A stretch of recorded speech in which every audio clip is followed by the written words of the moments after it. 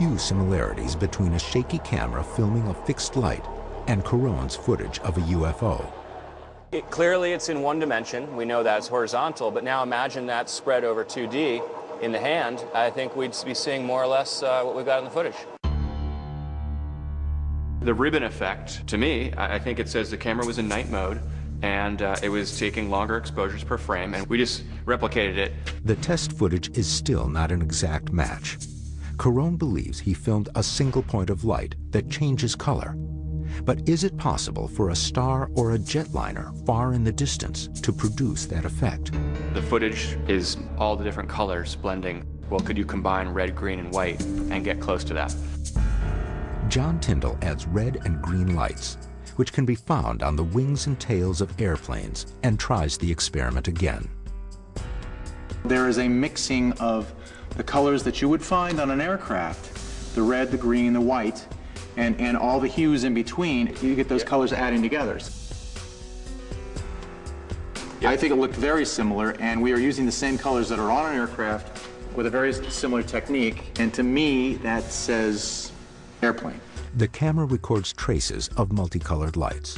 Again, it is similar, but not an exact match to the UFO video, where the lights seem to blend.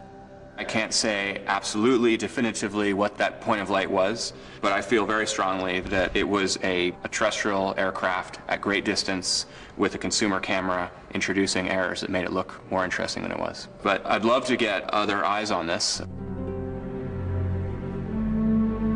People are seeing all kinds of things here. That's scientific fact. So something's happening. Hopefully we'll get more evidence. Hi everybody, we're investigating the Stephenville flying saucer flap. We are looking for local people who may have any sightings, evidence, to come forward and talk to us about it. Another witness brings the team footage, and it's nothing like Caron's. It started in November of 2007. Margie Galvez lives on 15 acres of land in Brownwood, Texas, home to a yard full of livestock. But in November, she noticed her animals slowly disappearing. I lost livestock and, my ducks and chickens, and you would get up the next morning and find their beaks in the water floating and nothing else. It might have been a predator or a feral dog. So to catch the culprit in the act, she set up a small night vision camera. But on November 21st, she recorded something she didn't expect. I went ahead and kicked on the recording at 1:41 a.m. And I caught a beam of light. It beamed down, perfectly bright white light just beamed down. Now, have you ever seen this with your naked eye? No.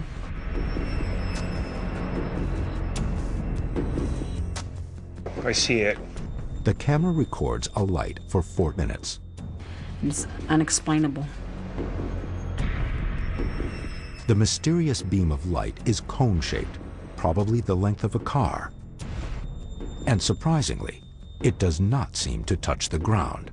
Searchlights don't do that unless there's something on the ground that's raised that's stopping the light. People do commonly report beams that actually are truncated coming down from UFOs. I've heard this scores of times. Ever since witnesses have claimed to see UFOs, there have been frequent sightings of beams of light. There's something very, very strange. And just before the mass UFO reports in Stephenville begin, Margie Galvez witnesses this. Something shocking is happening that keeps the town on high alert. There was like a beam coming down from there. And the mysterious light seen by Margie Galvez was seen by others as well. The girls were screaming. Hundreds of UFO sightings swept across the small area of Erath County, Texas. Approximately 200 different sightings over a 3-month period. It just took off. Very bright center in it. And neighborhoods are riddled with paranormal activity. I sighted a beam light. One witness claims to have video of a beam of light that hit her backyard, but never touched the ground. There it is up there.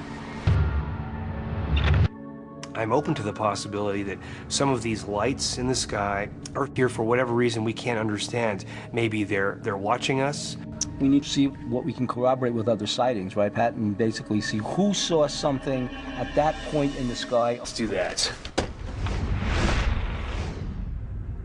Bill finds a 45-year-old woman who also believes to have witnessed a UFO emitting the same suspicious beam of light.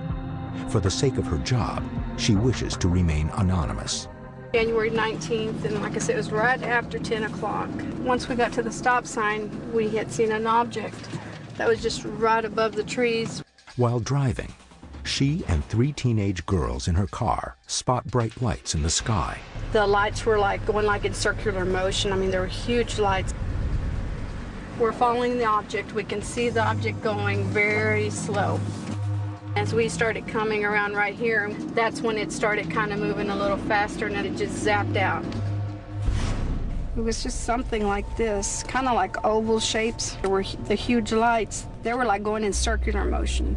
She witnesses the object on the night of January 19th, in the hours just after David Carone made his video. Is there a connection? This reported UFO sighting occurs only 3 miles away from Carone's residence.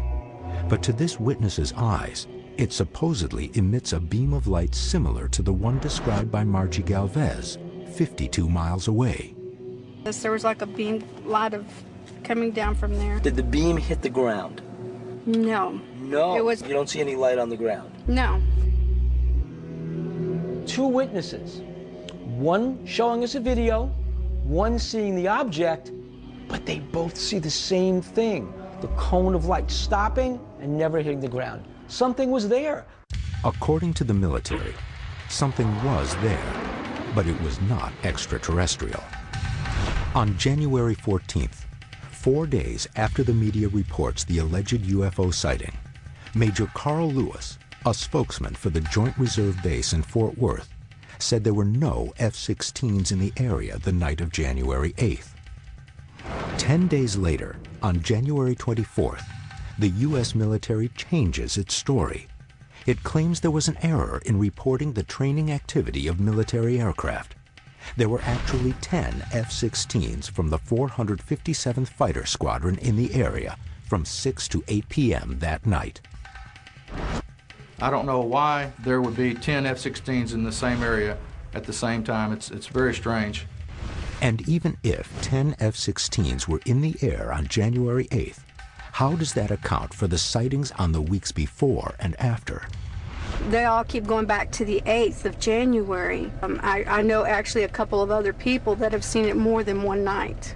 So do you think the military is hiding something with this? Oh, yes. Oh, yeah. The military is hiding something.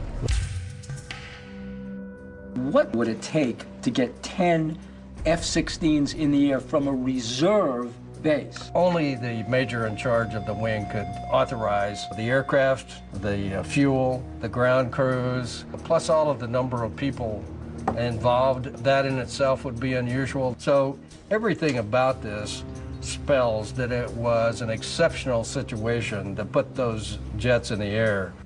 Is it possible that these jets were scrambled because something unusual was detected in the airspace?